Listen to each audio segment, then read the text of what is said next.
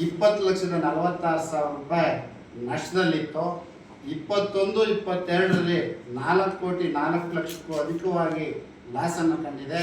22-23ರಲ್ಲಿ 2,52,00,000 ರೂಪಾಯಿ ಲಾಭಕ್ಕೆ ಬಂದಿದೆ. 23-24ರಲ್ಲಿ 4,58,00,000 ಲಾಭಕ್ಕೆ ಬಂದಿದೆ. 24-25ರಲ್ಲಿ 7 ಕೋಟಿ ರೂಪಾಯಿ ಲಾಭದಲ್ಲಿ. ಯಾಕೆ ಅಂತಂದರೆ ನಾವು ಬಿಗಿಯಾದ ನಿಲುವಿನಿಂದ ಅವರಿಗೆ ಸ್ವಲ್ಪ ಪ್ರಶ್ನೆ ಹಾಕಲಿಕ್ಕೆ ಸ್ಟಾರ್ಟ್ ಆದವು. ಆವಾಗ 7,13,00,000 ಉಳಿದಿದೆ. ಈಗ ಆಡಿಟ್ ಆಗಿಲ್ಲ. ಆಡಿಟ್ ಮಾಡಲಿಕ್ಕೆ ಅವಕಾಶವನ್ನು ನೀಡಿದ ರೀತಿ ಎಲ್ಲ ಕಡೆಗೂ ಅರ್ಜಿ ಕೊಟ್ಟು ನಮಗೆ ಇದು ಮಾಡಿರೋದ್ರಿಂದ ಅಪ್ರಾಕ್ಸಿಮೇಟ್ ಉಳಿದಿರ್ತಕ್ಕಂಥದ್ದು ಬ್ಯಾಂಕಿನ ಎಲ್ಲ ದಾಖಲಾತಿಗಳಿಂದ ನಾವು ಪಡೆದಿರೋಂಥ ಮಾಹಿತಿ ಪ್ರಕಾರ 16,07,00,000 ರೂಪಾಯಿ ಹ್ಯಾಡ್ ಕ್ಯಾಶ್ ಇದೆ.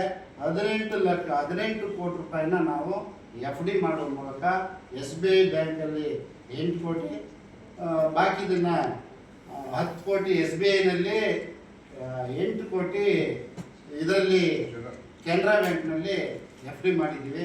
ವಿವಿಧ ಬ್ಯಾಂಕ್ಗಳಿಂದ ನಾವು ಶೇಖರಣೆ ಮಾಡಿರ್ತಕ್ಕಂಥ ಹಣ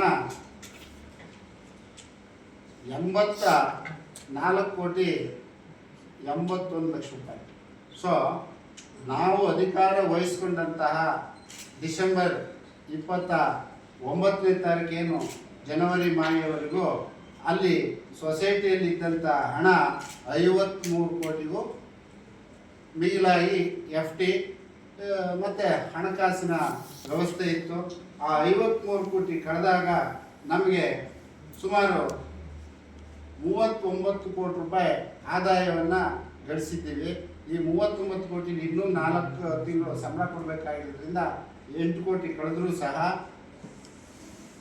30 ಕೋಟಿಗೆ ಏನು ಇದಿಲ್ಲ. ಯಾಕೆಂದರೆ ಗುರುದೇವ 25 ಲಕ್ಷ ರೂಪಾಯಿ ಉಳಿತಿದೆ ಅಂತ ಹೇಳಿದ್ರು.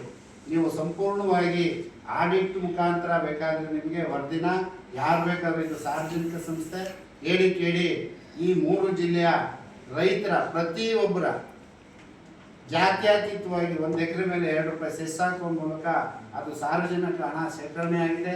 ಹಾಸನ ಜಿಲ್ಲೆಯ ಎಲ್ಲ ಆ ಸಂಬಂಧಪಟ್ಟ 4-5 ಗ್ರಾಮದ ಸಂಬಂಧಪಟ್ಟ ರೈತರು ಕೊಟ್ಟಂತಹ ಕೊಡುಗೆಯಿಂದ ಸುಮಾರು 54 ಎಕರೆ ಇವತ್ತು ಸಾವಿರಾರು ಕೋಟಿಗೆ ಬೆಲೆ ಬಾಳುವಂಥ ಆಸ್ತಿಯನ್ನು ದಾನವಾಗಿ ವಿದ್ಯಾಸಂಸ್ಥೆಗೆ ಕೊಟ್ಟಿದ್ದಾರೆ. ಆ ದಾನವಾಗಿ ಕೊಟ್ಟಿರೋಂಥ ಆಸ್ತಿನ ಇವರು ಎಲ್ಲ ಕಾಲೇಜನ್ನು ಲಾಸಲ್ಲಿ ತೋರಿಸಿ, ಯಾಕೆ ಅಂತಂದರೆ ನಮ್ಮ ಬೈಲಾದಲ್ಲಿ ಇರ್ತಕ್ಕಂಥ ಮಾಹಿತಿ ಪ್ರಕಾರ ಯಾವುದೇ ಸಂಸ್ಥೆ ಲಾಸ್ನಲ್ಲಿ ನಡೆದರೆ ಆ ಸಂಸ್ಥೆಯನ್ನು ಇನ್ನೊಂದು ಸಂಸ್ಥೆಗೆ ಮರ್ಜ್ ಮಾಡ್ತಕ್ಕಂಥ ಒಂದು ಅವಕಾಶ ಇರೋದ್ರಿಂದ ಎಲ್ಲ ಕಾಲೇಜು, ಲಾ ಕಾಲೇಜು ಒಂದು ಬಿಟ್ಟರೆ ಅದು ಸಂಪೂರ್ಣ ಅನುದಾನಿತ ಕಾಲೇಜು, ಅದು ಒಂದು ಆದಾಯ ಬಿಟ್ಟರೆ ಬಾಕಿ ಎಲ್ಲವನ್ನು ನಷ್ಟದಲ್ಲೇ ತೋರಿಸ್ಕೊಂಡು ಬಂದಿದ್ದಾರೆ. AVK PU ಕಾಲೇಜು ನಷ್ಟ ಇದೆ, ಡಿಗ್ರಿ ಕಾಲೇಜು ನಷ್ಟವಿದೆ. HRIH ಬಹಳ ಉತ್ತಮ ಸ್ಥಿತಿಯಲ್ಲಿದ್ದಂಥ HRIH ಈ ಕಳೆದ 5 ವರ್ಷದಲ್ಲಿ 5 ಕೋಟಿಗೂ ಅಧಿಕ ಹಣ ಇದ್ದ